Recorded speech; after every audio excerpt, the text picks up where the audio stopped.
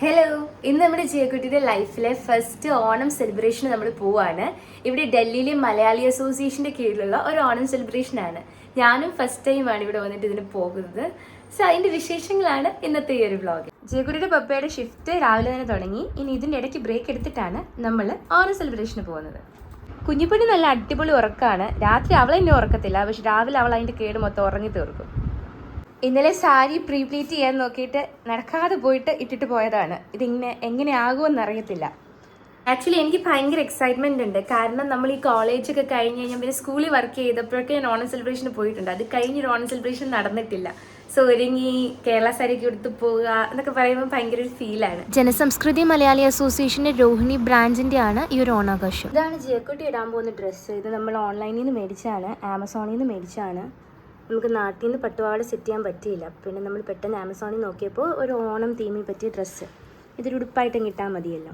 Plain സാരിയാണ് ഞാൻ ഉടുക്കുന്നത്. ഈ ബ്ലൗസ് നമ്മൾ ആമസോണിൽ നിന്ന് മേടിച്ചാണ്. റെഡിമെയ്ഡ് ബ്ലൗസാണ്. തയ്പ്പിക്കാനുള്ള സമയമില്ലായിരുന്നു. എൻ്റെ ബ്ലൗസ് എല്ലാം ചെറുതായിപ്പോയി പ്രഗ്നൻസി കഴിഞ്ഞപ്പോൾ. അങ്ങനെ നമ്മൾ മേടിച്ചത്. ഇത് എൻ്റെ എൻഗേജ്മെൻറ്റിന് എൻ്റെ കയ്യിൽ ഓൾറെഡി ഉണ്ടായിരുന്ന ഒരു സെറ്റാണ്. അപ്പോൾ ഇതാണ് നമ്മൾ ഇന്ന് പെയർ ചെയ്യുന്നത്. റെഡി ആവുന്നതിന് മുമ്പേ നമുക്ക് ബേസ് ആയിട്ട് ഈ രണ്ട് സാധനമാണ് ഞാൻ യൂസ് ചെയ്യുന്നത്.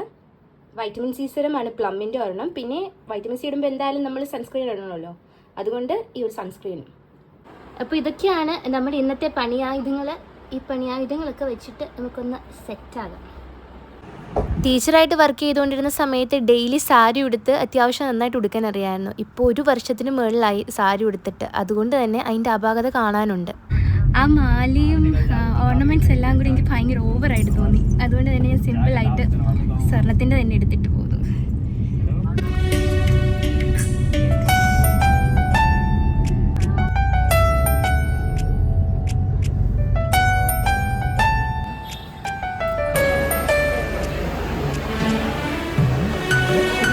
ഇപ്പൊ കണ്ടപ്പോ അവള് സെറ്റായി.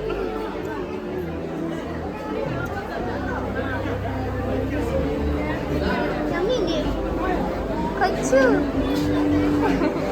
ഒമ്മിക്ക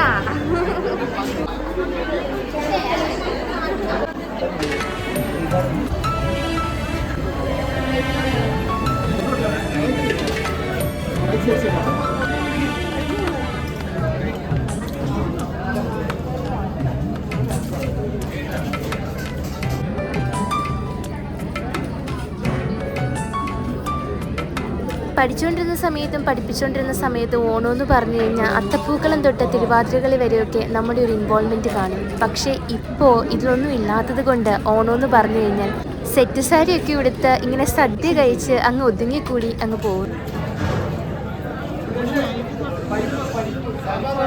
സദ്യ ഞാൻ കഴിച്ചു തീർക്കുന്നത് ഈ പായസത്തിന് വേണ്ടിയിട്ടാണ്. ഈ പായസം എങ്ങനെയാണ് കഴിക്കുന്നത് എന്ന് ഞാൻ അപ്പുറത്തും ഇപ്പുറത്തിരിക്കുന്ന ആൾക്കാരെയൊക്കെ നോക്കിയിരുന്നപ്പോൾ എൻ്റെ അടുത്തിരുന്ന ഒരു ചേച്ചി പറഞ്ഞു തന്നു, പപ്പടവും പഴവും കൂടി നന്നായിട്ട് ഇളക്കി കഴിക്കും. അടിപൊളി ടേസ്റ്റായിരുന്നു.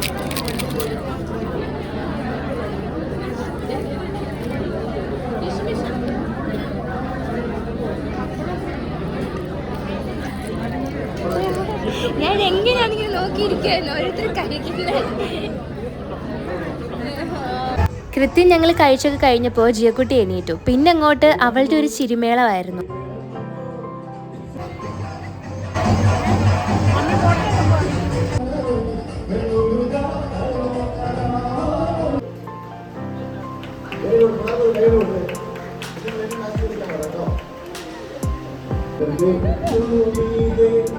ഡെലിവറി കഴിഞ്ഞപ്പോൾ എൻ്റെ പഴയ ബ്ലൗസ് ഒന്നും എനിക്ക് ഫിറ്റ് ആകാത്തതുകൊണ്ട് ഇത് നമ്മൾ പെട്ടെന്ന് ഒരു ബ്ലൗസ് സെറ്റാക്കാൻ വേണ്ടി നമ്മൾ ഓൺലൈനിൽ നിന്ന് മേടിച്ചാൽ എന്നെ വെച്ച് തയ്ച്ച പോലത്തെ കൃത്യമായിട്ടാണ് ഈ ബ്ലൗസ് കിട്ടിയത്. അത്യാവശ്യം നല്ല ക്വാളിറ്റിയുള്ള ബ്രൊക്കേഡ് ബ്ലൗസാണ്.